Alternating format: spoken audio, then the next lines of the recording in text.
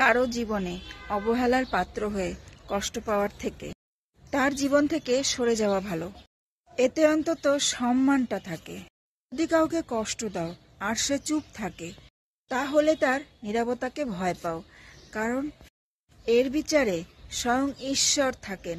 বোকা মানুষ ধোঁকা খায়, আর সৎ মানুষ কষ্ট পায়। সরল মানুষ কষ্ট পায়, স্বার্থপর মানুষ আনন্দে দিন কাটায়। পৃথিবীটা আজ মিথ্যা মায়াতে ভরা, তো পৃথিবীর মানুষ আজ অভিনয়ে সেরা। জীবন হলো কলম দিয়ে আঁকা ছবির নাম, তার কোনো অংশ রবার দিয়ে মুছে ফেলা যায় না। তার সাথে সম্পর্কের বিচ্ছেদ আমায় বড় সাহস দিয়েছে। এখন আর কাউকে আমার হারানোর কোনো বেদনাই নেই, কাউকে পাওয়ার ইচ্ছেও নেই। মানুষ তাকেই আঁকড়ে ধরে বাঁচতে চায়, তার কাছে সে বিশ্বাস, যত্ন, সম্মান, মানসিক শান্তি খুঁজে পায়। সময়ের সাথে সাথে সবাই বদলে যায়, মানুষ, সম্পর্ক, অনুভূতি, কি আমরা নিজেরাও। খারাপ সময় সারা জীবন থাকে না, কিন্তু খারাপ সময় যারা খারাপ ব্যবহার করে তাদেরকে মনে রয়ে যায় সারা জীবন।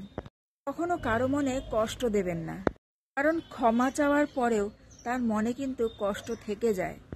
এমন দেওয়ালে থাকা ব্রেক বের করে ফেলার পরেও তার চিহ্ন থেকে যায়। যারা সত্যিকারের ভালোবাসতে চায় তাদের ভাগ্যে কখনো ভালোবাসা জোটে না, ওটা শুধু পৃথিবীর সমান অবহেলা।